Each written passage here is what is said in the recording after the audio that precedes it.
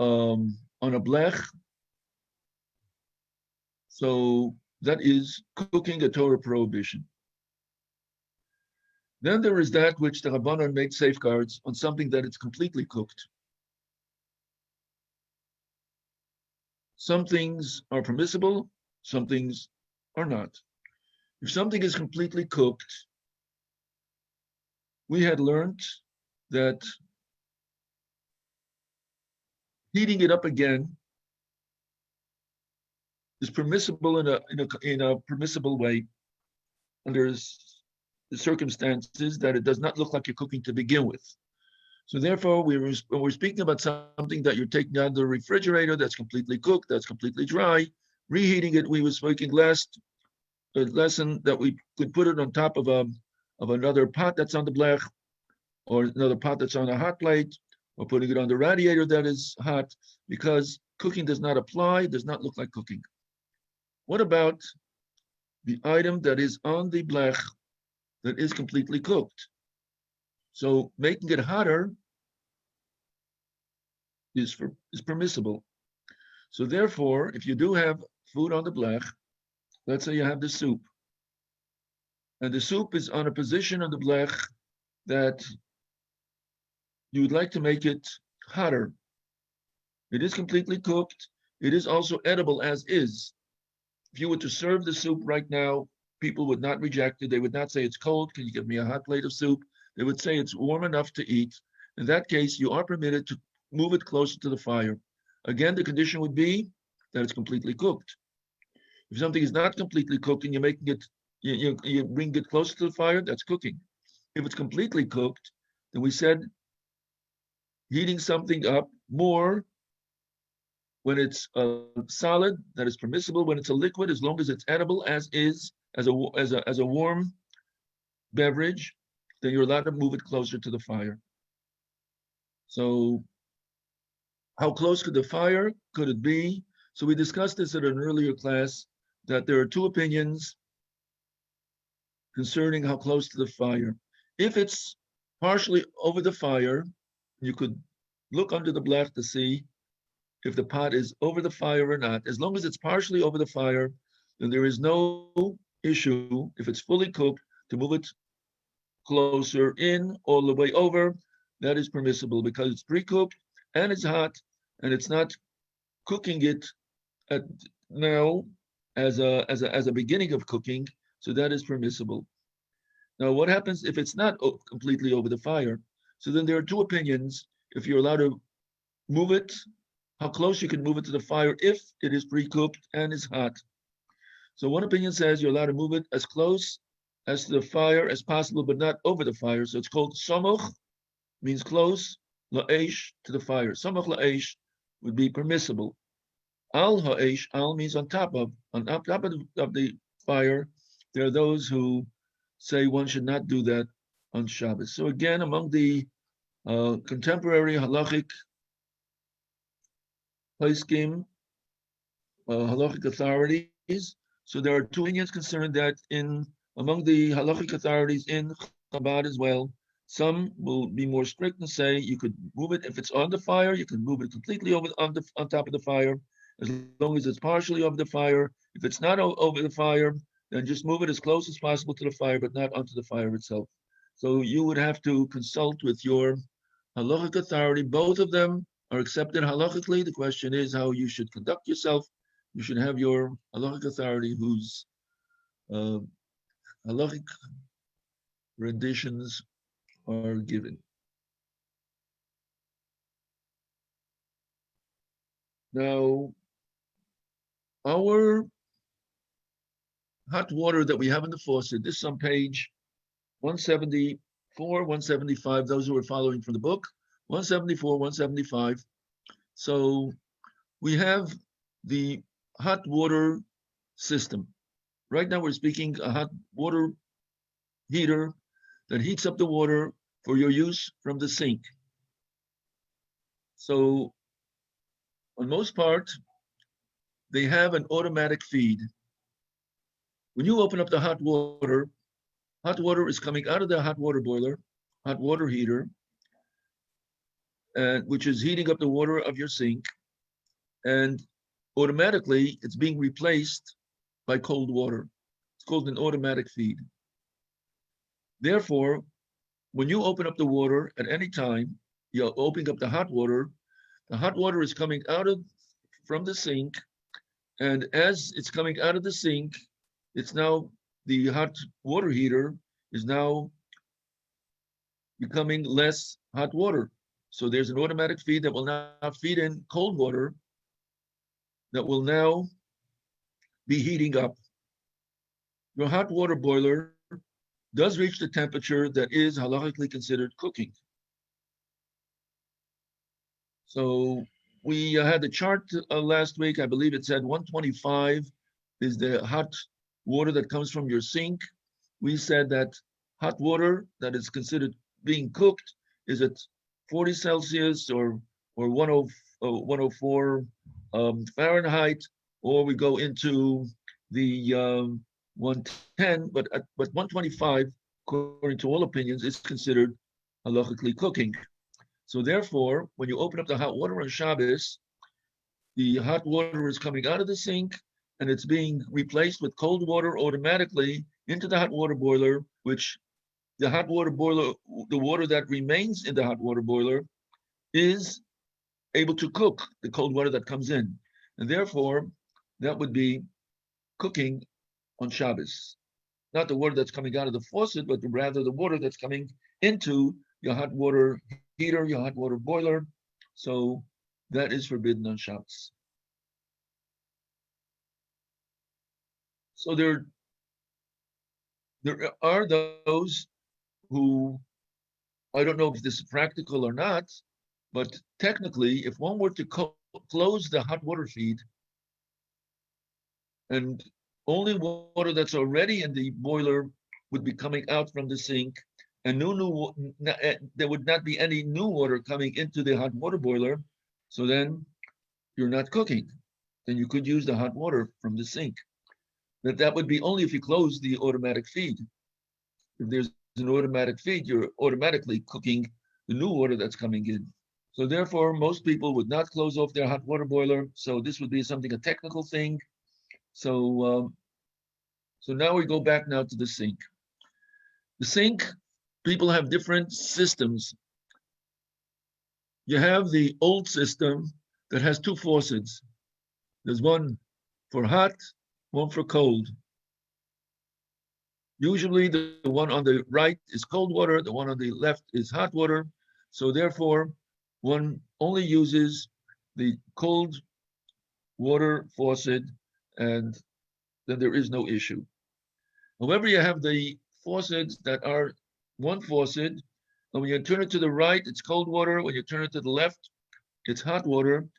And when it's in the center, it's going to be warm water because it's going to be a mixture of the hot and water and cold water. So the only way it could be used on Shabbos would only be only cold water. You could not use the warm water because when you're using the warm water, you're also emptying out, taking the hot water is also being mixed with the cold water when you put your faucet in the center. So you're getting hot water and cold water being mixed. You are taking hot water out of the hot water system. Cold water is replaced, you're cooking on Shabbos. So you could only make sure that you only use the one faucet sink, only use it, turn it to the cold water, and cold water exclusively, no warm water on Shabbos coming from your hot water system. Unless it's been adjusted in such a way that there's no cold water coming into the hot water system, and then it would not be an issue. But in most parts, it's automatic feed, and therefore you have to be very much aware when you're opening up the sink.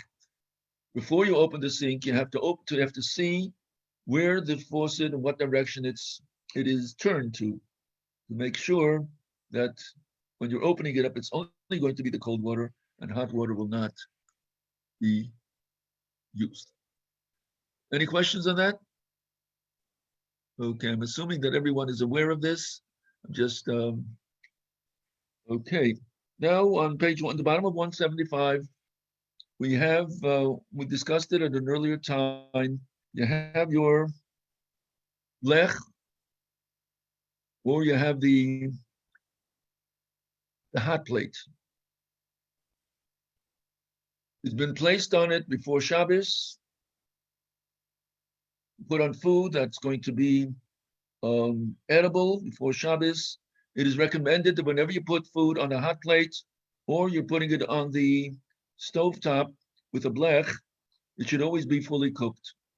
As we started off our lesson, if it's not fully cooked and you're going to move it closer to the fire, or pick up the lid and put it back on, stir it, all of these or serve from it, all of these are cooking. So it's recommended not to get into any situations that you might forget and move it closer to the fire when it's not fully cooked. You put on a cholent, it was completely raw. Then in the middle of the night, you took off the soup, you're trying to make adjustments, you're moving the pot on in this direction, that direction. That would be possibly that you're cooking. So therefore, in order to avoid all of these questionable situations, if the food is fully cooked, then we said you could move it closer to the fire. That's not going to be a cooking issue. So now, person has food on the blech. They want to use it and then return it. So what are the conditions that it could be done? So it could either be a hot, the hot water urn, the hot water teapot, tea kettle. You want to serve yourself some tea, coffee, doing it in a permissible way. It's going to be klishlishi for the when you're going to add the ingredients, the coffee, the sugar. It's going to be klishlishi. But now you want to also put it back onto the blech. So the conditions, the same thing would be you want to serve soup. There are additional guests that are coming later. You want to be able to have the soup back on the blech after you've served it. You're serving cholent. You want to serve some of the cholent. You want to put the remainder black on the blech. So what are the conditions that must be met? And this is on in the bottom of page 175. So number one, the food must be completely cooked and hot. If it's not completely cooked, you took it off. You're allowed to take it off, but you're not allowed to put it back. If it is completely cooked, so then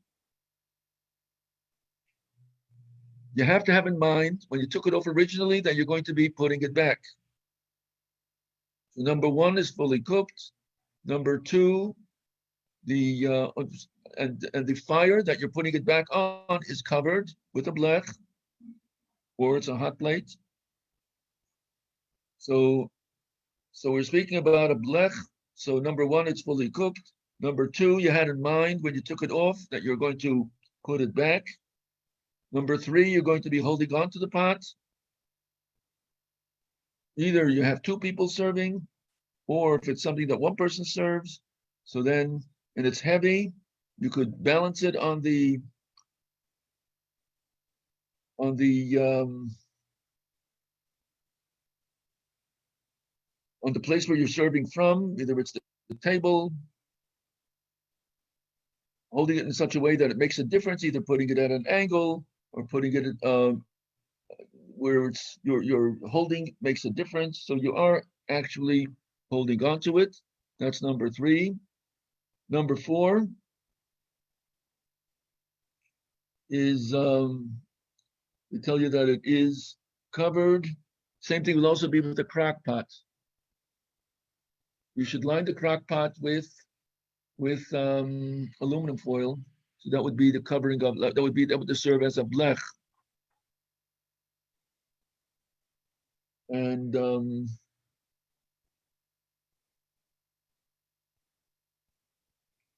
that would be the conditions. And also it's hot, and also it has to be in the original pot. You can't transfer it from one pot to the other and then take the new pot and put that back on the fire with the same food. That cannot be done. It has to be done in its original pot. Those are the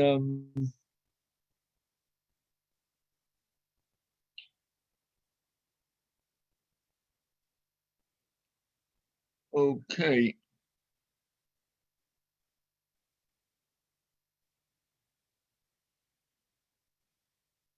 Let's look on page 176, the last paragraph. What happens if someone thought that the pot that they're taking off is the soup? And really, it was the cholent. So they took off the pot of the cholent that was fully cooked, and they did not intend to put back the cholent. They thought they were taking off the soup and putting it back. So they took off, instead of taking off the soup, they took off the cholent. They did not have intention to put it back because they thought it was the soup. And then they realize when they open up the lid, they see it's the wrong pot. And they did not have intention to put it back. So in that case, since it was uh, a mistake, so you're allowed to put it back.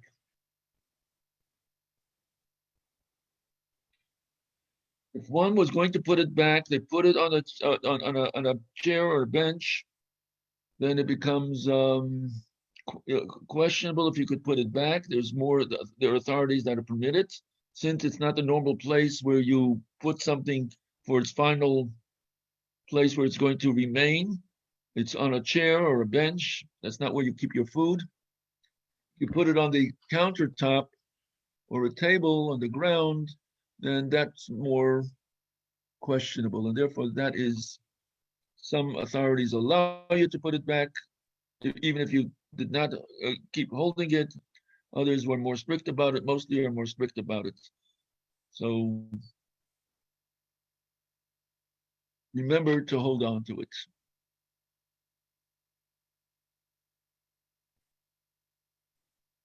Okay.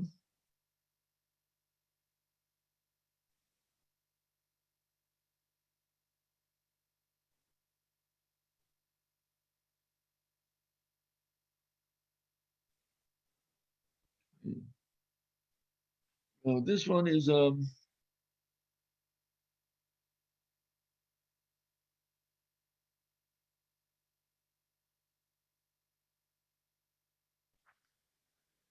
we have a situation where you left the child on the hot on the blech, and now you smell the child is burning, and you're not ready to serve it. Shabbos morning, you didn't go to shul yet. You smell the child is burning. What could you do? What do we want to do? What we want to do is we want to add hot water so that will keep the cholent going. How do we add the hot water? We could only, now the cholent is a kli rishon. We could not add water from a kli sheni into a kli rishon. We could not have the original pot, which is on the fire. We could not add something from a kli sheni. So you cannot take water from the hot water urn, if you have an electric one, put it in a cup, and then pour from that cup into the cholent pot. That cannot be done. It has to be directly from the kli rishon to kli rishon. Something that is connected to the fire, over the fire, on the blech, from one to the other, directly. So how do we do it? So if you have a hot water tea kettle, so you would have to have someone hold the cholent off the fire and then pour from the tea kettle into the cholent. What's going to happen is there might be steam, vapors coming up from the cholent. Most people will keep their hot water kettle, hot water teapot, they will try to keep it parava.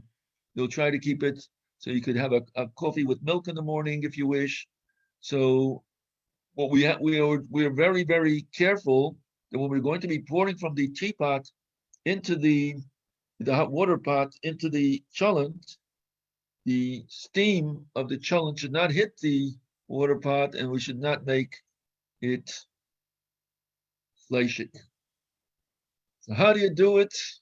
You have to raise it. You have to try to make an estimate of how high does the steam rise. And you're going to pour it from higher than that spot. So when the steam is going to rise, it's not going to reach your tea kettle. Same is also going to be if you do have a hot water urn that's electrical, that's plugged in. That's also kli rishon. You can use that water also directly to pour that into the cholent pot. So what you would have to do, since the hot water urn is plugged into the electricity, so you cannot take that. I don't think it would be. You would not be picking up the hot water urn and pouring that into the cholent. So what you would have to do is take the cholent pot and bring it over to the hot water urn. The hot water urn, the faucet would have to be extending over your countertop in order to be able to get the water into the cholent. Again, we're assuming that the cholent is fleshik. If the cholent is parava, then it's not an issue. Let the steam go on the hot water urn, and you're just going to wipe it down, clean it after Shabbos. But if the cholent is fleshik and the hot water urn you want to keep parava, so again, when you would open up the faucet of the hot water urn, you'd have to keep the cholent pot low enough that when the steam is going to rise, it's not going to hit the faucet of your hot water urn. Okay, we got that. So the best thing is to put in enough water into your cholent that it doesn't dry out, and it should not be a problem. Or when it dries out, you eat the cholent, take it off the fire and eat it. That's another option you have. Okay, so so any questions on that?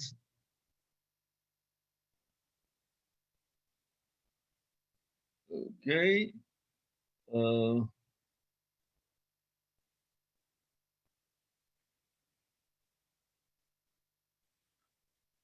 Let's see.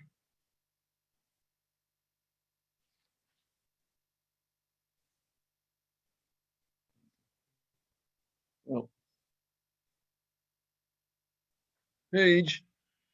Let me jump a little. I'm going to jump to page 182. In Hebrew, it reads hatmana. Hatmana means insulating.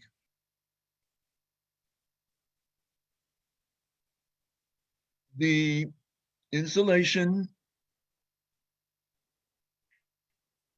is not permitted on Shabbos itself. Insulation has to be done before Shabbos, and the insulation could only preserve the heat, stop the item from cooling down, but not to insulate it with a source of heat. Insulation means that it's covered, most of the item that is being insulated is covered. So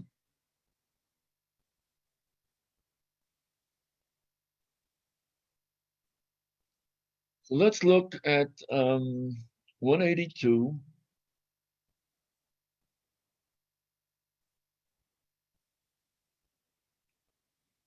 Reading from the book, on the last sentence of the page. Prohibition of insulating on Shabbos requires the following conditions to make it forbidden. Number one,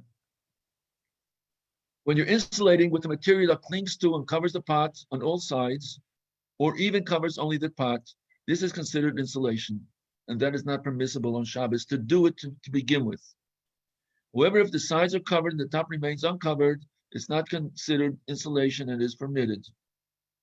So we're going to go, I'm just first from the book, and then we're going to elaborate more on this. Number two, when insulating a pot in which the food is cooked on the fire, that is forbidden. However, if the food was transferred to another pot, even if afterwards it was returned to the original pot, it's permitted to insulate it with the non-heat element.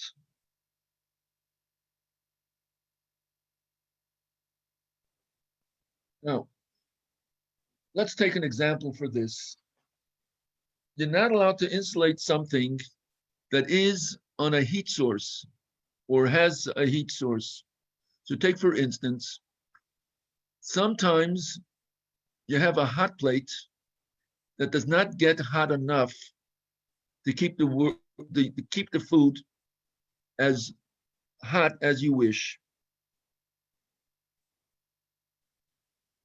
Even when it comes to hot water urns, some of them are not as hot as you would wish, depending how high the temperature goes. What you're not allowed to do is take a towel and put it on top of the hot water urn to make the hot water, make it warmer, to keep it, that is insulating on a source of heat. So you're not allowed to put a towel on top of the hot water urn. You're not allowed to put on an insulation jacket on the hot water urn. It has to be as is. The same will also be with food that's on a hot plate. You're not allowed to take a towel and then cover up all the pots that are on the hot plate to keep them on a warmer than the hot plate itself would, they would reach on the hot plate itself. That cannot be done. That's called insulating on a source of heat. That cannot be done, even if you do it on Friday. Even if you do it on Friday.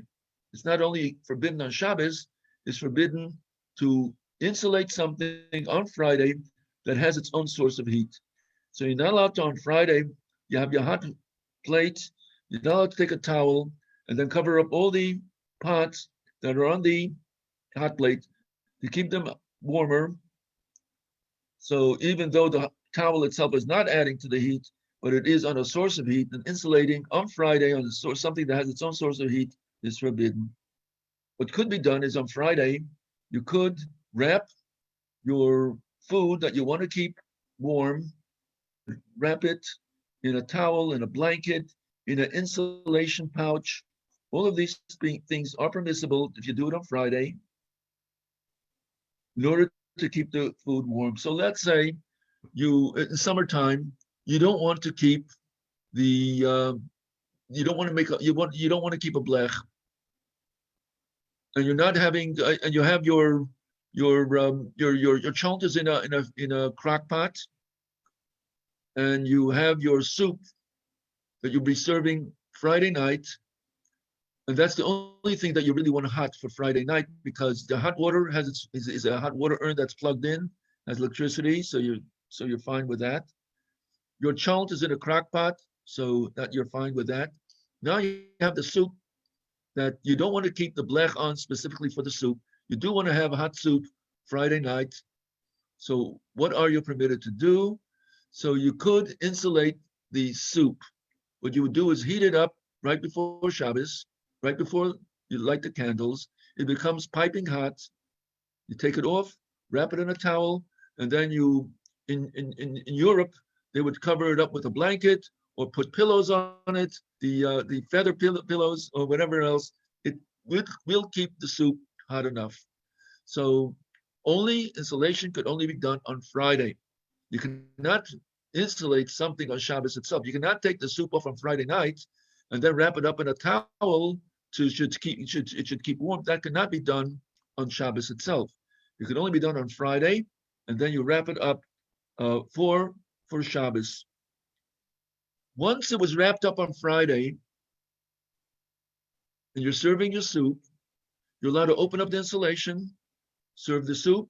You're allowed to cover it back up again. Since originally it was insulated on Friday, what you're doing is you're not insulating on Friday, you're just covering back up. That would be permissible.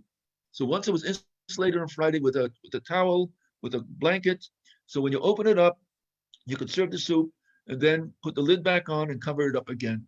That could be done. What else?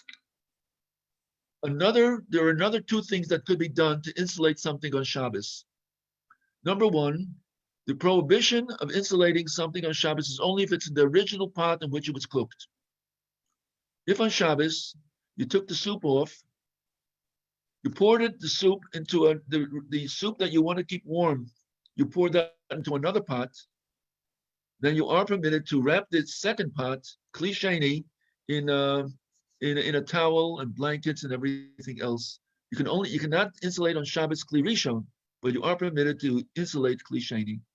So if you take the soup, pour it into another pot, and cover that up with towels on Shabbos, that would be permissible. Another thing you could do is insulation is only forbidden if the insulator touches the kli rishon. How is that?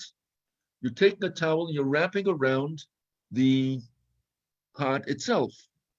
What happens if you take the pot and put it in a box where the pot will not be touching the sides of the box? You're then permitted to take a blanket and cover up the whole pot. So what is forbidden is kli rishon. You're not allowed to insulate that initially on Shabbos. And also the insulation is not permitted to actually envelop, to touch the sides of the kli rishon. So if it is not touching it because you put it in a box, and when you're wrapping it up, you're not touching the pot itself, you're wrapping up a box. So basically what you're doing is the blanket is touching the box, not the pot that has the food in it. So that would be permissible. Any questions on this? Okay, everything is clear? Okay, now, is there a problem with filling up a thermos? Everyone knows what a thermos is? You know what a thermos is? A thermos is an insulated vessel. Usually when you're traveling and you want to take something hot along, you put it into this container that usually has glass inside, metal outside, has a airspace in between, and it is supposed to keep your food hot. There's people who go to work, they want to have hot food, they can't warm up their food over there, they're eating kosher, so then they take this thermos. So the thermos would be, so right now, we're going to consider it like as far as insulation is concerned, you are permitted to put the food or water into a thermos and close it. It's not considered insulation. We consider it, as far as insulation is concerned, we consider it like a kli sheni. So as far as insulation is concerned, you are permitted to take from the hot water urn, put it into a thermos, and then close the thermos, and you'll have the hot water for whatever use you want. So we do not consider putting water into a thermos as insulation. So that is permissible.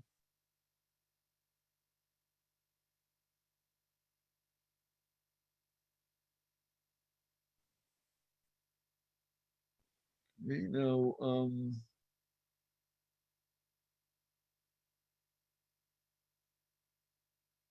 page 183, we have, sometimes we would have, let me give you an example. The example that they give here is a baby bottle. You have a baby bottle that has cold milk in it, and you want to heat it up. You don't want to add hot water to the milk. You want the milk as is. So another thing that people would do is you take hot water and put the cold milk into the hot water, and it's in the bottle. The put the bottle into the hot water, and as it stands there, it's going to warm the bottle and the milk that is inside. So the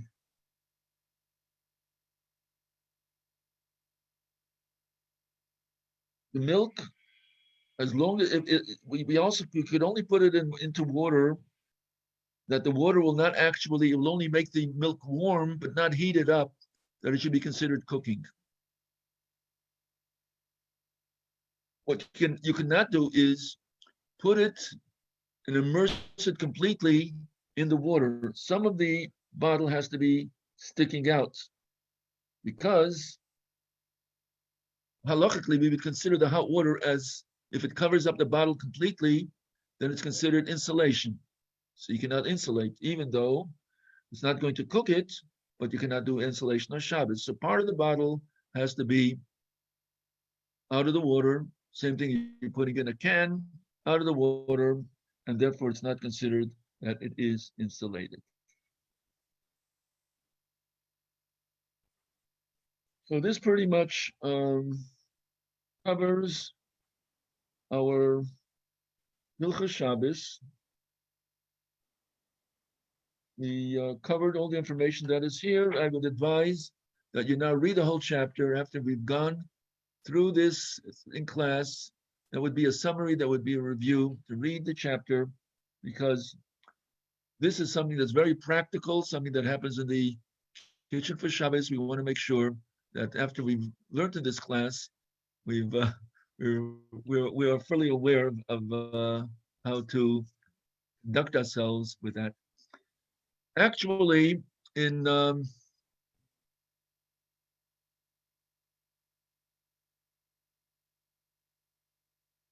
Kli Shlishi,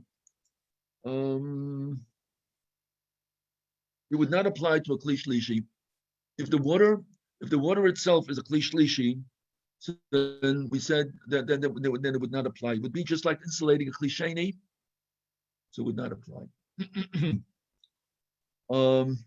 Actually, in level 2, they've been learning Hilchos Shabbos cooking from the beginning of the term. So what we've done in these few lessons, we've sort of made a quick going through the laws of cooking, because in level 2, they've been doing this from the beginning of the year until now. I don't know if they've concluded it, but I know that was the topic that was going to be covered in depth. So there are a lot of more details in this malach of cooking, and have any questions, always refer to. Okay, so let's see where we're up to. So our class has concluded. It's now davening time for everyone. I hope everyone is enjoying the snow we have here in New York. We have snow, and it's nice to look out of the window to see all the snow. For people who haven't seen snow, to be out there and walking, it's an adventure. So everyone stay warm, stay safe, and all too.